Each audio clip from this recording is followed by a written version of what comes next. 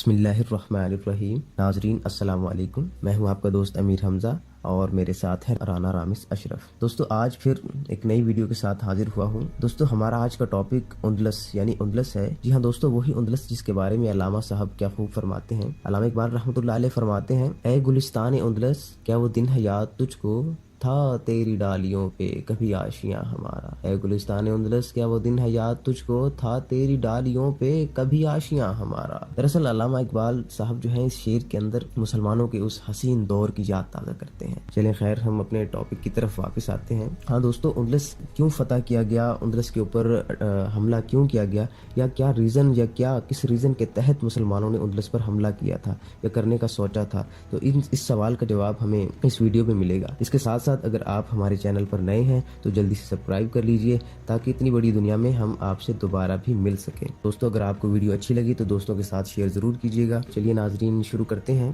آپ نے بہت بار سنا ہوگا کہ مسلمانوں نے اندلس فتح کیا، طارق بن زیاد نے کشتیاں جلائیں وغیرہ وغیرہ، لیکن کبھی یہ معلوم نہ ہوا ہوگا کہ اندلس پر حملہ کیوں کیا گیا۔ سوچنے والی بات ہے، بھی ایک ملک ہمیں تنگ ہی نہیں کر رہا، ہمیں کچھ کہتا ہی نہیں ہے، تو ہم اس کے اوپر کیوں اٹیک کر رہے ہیں؟ تو اس سوال کا جواب ہمیں ضرور ملے گا۔ 711 عیسوی سے پہلے اندلس میں ایک عیسائی بادشاہ جس کا نام راڈرک تھا، اس کی حکومت تھی۔ راڈرک ایک عیسائی تھا۔ راڈرک بہت عیاش اور ظالم قسم کا بادشاہ تھا۔ اس کے دور حکومت میں رعایا پر ظلم و ستم کے انبار لگے ہوئے تھے۔ راڈرک کو عوام کا بالکل خیال نہ تھا۔ راڈرک بالکل ظالم یعنی عوام پر ظلم کرنے والا بادشاہ تھا۔ اس کے ساتھ ساتھ شاہی محل میں ایک قدیم قانون کے تحت وزراء اور دوسرے شاہی منصبداروں کے بچوں کو شاہی آداب سکھانے کی غرض سے محل میں رکھا جاتا تھا۔ بچے محل میں شاہی آداب سیکھتے اور جوانی تک کا پیریڈ جو تھا وہ محل میں گزارتے تھے، شاہی آداب سیکھتے تھے تاکہ بچوں کا مستقبل اچھا بن سکے۔ اس پیریڈ کے دوران بچوں کو کچھ دن رہنے کے لیے اپنے گھر جانے کی بھی اجازت ہوا کرتی تھی۔ اس طرح راڈرک کے دور میں بھی اس روایت کے تحت وزراء و امراء کے بچے محل میں رہا کرتے تھے۔ راڈرک ایک وزیر کی بیٹی جس کا نام فلورنڈا تھا اپنی بلوغت کو پہنچ چکی تھی، اور فلورنڈا بہت ہی خوبصورت، جاذب نظر اور پرکشش دوشیزہ تھی، یعنی خوبصورت لڑکی تھی۔ فلورنڈا کی عمر اس وقت 16 برس تھی۔ ایک روز راڈرک محل کے اس حصے میں گیا جہاں ان بچوں کی شاہی آداب کے تحت پرورش کی جاتی تھی، یعنی شاہی آداب کے مطابق پرورش کی جاتی تھی۔ اچانک راڈرک کی نظر فلورنڈا پر پڑی۔ فلورنڈا کے حسن نے راڈرک کو فلورنڈا کے شباب کا دیوانہ بنا لیا، اور راڈرک اس کی حسین زلفوں کا دیوانہ ہو گیا، یعنی اس کی زلفوں کا اسیر ہو گیا۔ راڈرک نے اس وقت تو کچھ نہ کہا، لیکن چند روز بعد ایک تاریک رات میں راڈرک نے فلورنڈا جیسی نازک لڑکی کو اپنی ہوس کا نشانہ بنا لیا۔ فلورنڈا نے اگلے ہی دن اپنے والد یعنی سلطنت کے وزیر سے اس واقعے کے متعلق ذکر کیا۔ وزیر کو بہت غصہ آیا، لیکن وہ راڈرک کے ظالمانہ رویے سے واقف تھا تو وہ وقتی طور پر خاموش ہو گیا، لیکن وزیر کے سینے میں انتقام کی آگ جلنے لگی۔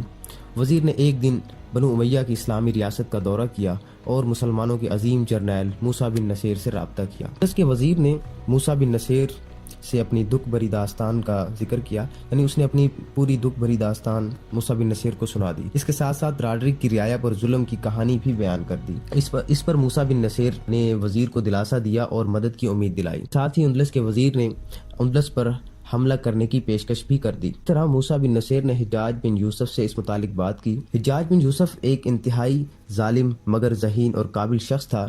حجاج بن یوسف نے وقت کے خلیفہ ولید بن عبد الملک کے مشورے سے طارق بن زیاد جیسے کم عمر مگر ذہین اور قابل شخص کو اندلس 7,000 فوج کے ساتھ روانہ کر دیا۔ اصل طارق بن زیاد کو اندلس دورہ کرنے بھیجا گیا تھا۔ اس بات سے صاف پتہ چلتا ہے کہ اس دور میں مسلمان کتنے ہمدرد، مظلوم انسانیت کی پکار پر بر وقت پہنچنے والے تھے، اور آج ایک دوسرے کی مدد کرنے سے بیزار دکھائی دیتے ہیں۔ آج مسلمان دنیا پر ایک بہت بڑا حصہ ہونے کے باوجود بھی ایک دوسرے کی مدد نہیں کر پا رہے۔ چلیں خیر، ہم اپنے ٹاپک کی طرف واپس آتے ہیں۔ طارق بن زیاد اندلس وزٹ کے طور پر گئے تھے، تو ان کا خیال یہی تھا کہ بھئی وزٹ کریں گے، دیکھیں گے کیا صورتحال ہے، لیکن راستے میں انہیں خواب میں آپ صلی اللہ علیہ وسلم کی زیارت ہوتی ہے اور فتح اندلس کی خوشخبری بھی ملتی ہے۔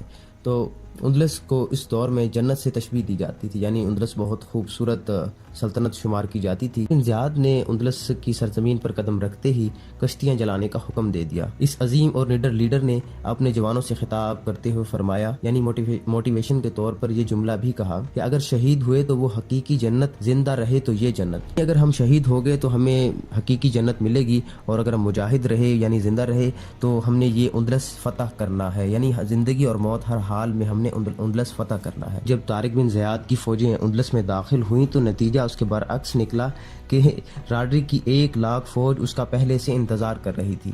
طارق بن زیاد نے اپنی 7,000 فوج کو اس طرح استعمال کیا کہ راڈرک کی 1,00,000 فوج تتر بتر ہو گئی اور راڈرک خود سمندر میں کود گیا۔ اس کے بعد تاریخ میں راڈرک کا کہیں ذکر نہیں ملتا۔ مسلم دنیا کے ان عظیم لیڈروں، ان عظیم فاتحوں کے ساتھ مسلمانوں نے ہی کیا سلوک کیا، یہ ہم آپ کو پھر کسی دن کسی اور ویڈیو میں بتائیں گے۔ آج کے لیے اتنا ہی، مجھے دیجیے اجازت۔ اور ہاں دوستو، اگر آپ کو ہماری ویڈیو اچھی یا بری لگے تو کمنٹ میں ضرور بتایا کیجیے تاکہ ہماری رہنمائی ہو سکے۔ اوکے دوستو، اللہ نگہبان، اللہ حافظ۔